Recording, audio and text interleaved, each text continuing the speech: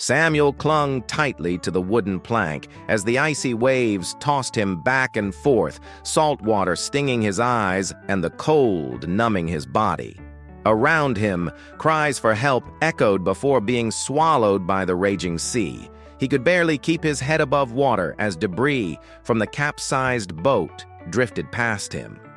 His small fishing boat, overcrowded with desperate refugees like himself, had been no match for the storm that struck without warning. Lightning flashed across the sky, illuminating the chaos. In the brief light, Samuel saw the terrified faces of others fighting to survive. Some were gone within moments, swept under by the relentless waves. The cold seeped into Samuel's bones, and his muscles ached as he clung to a broken plank with every ounce of strength he had left. His thoughts were frantic. How did it come to this? Was I wrong to leave? Will I ever see my family again? God have mercy, he cried out, his voice barely audible over the howling wind.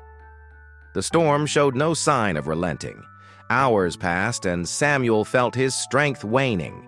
His grip loosened on the plank as he drifted in and out of consciousness. He began to pray in his heart, "Lord, if this is the end, please forgive me. Take care of my family. Help me find peace." As the first light of dawn broke over the horizon, the storm finally began to subside. The waves still churned, but the thunder and lightning grew distant. Samuel opened his eyes, barely able to lift his head. Through the fog, he saw a faint light. At first, he thought it was a hallucination, a trick of his exhausted mind. But the light grew brighter, and he could make out the silhouette of a large ship cutting through the mist. A cargo ship was approaching. Samuel tried to shout, but his voice was too weak. He waved an arm feebly, his body trembling from the cold. To his relief, someone on the deck spotted him. A loud voice called out, and within moments the crew sprang into action.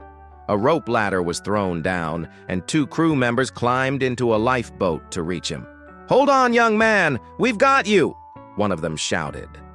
Samuel could barely move, but the crew hoisted him into the lifeboat and then onto the deck of the cargo ship. As soon as he was aboard, he collapsed, shivering and gasping for breath. Someone wrapped a thick blanket around him and handed him a cup of warm tea. When Samuel woke up, he was lying in a makeshift infirmary on the ship. The captain, an older man with a kind face, stood beside him. "You're a miracle, young man. God sent us to find you," he said. Samuel's tears flowed freely. "Thank you," he whispered. "Thank God." The ship brought Samuel to a refugee camp at the nearest port. There, he was given food, clothing, and medical care. But more than that, he was given a new purpose. Seeing others who had endured similar struggles, Samuel felt compelled to act. He began volunteering at the camp, using his knowledge of multiple languages to translate for aid workers and help fellow refugees navigate the system. Over time, Samuel became a beacon of hope in the camp, sharing his story with others who felt like giving up. "When I thought my life was over, God showed me mercy," he told them. "He saved me, not just for my sake, but so I could help you." Samuel's rescue was not just a second chance at life. It was the start of a mission. His story spread, inspiring people far beyond the camp. He went on to work with international organizations, helping refugees find safety, rebuild their lives, and rediscover hope. This story teaches us that God's mercy is powerful enough to rescue us, no matter how dire the situation. Even when we feel like we're drowning in the storms of life, He hears our cries and uses others to bring us to safety and hope. Have you ever experienced a moment where you thought all hope was lost, but God showed up in an unexpected way? Share your story in the comments. Your experience could be the encouragement someone else needs today.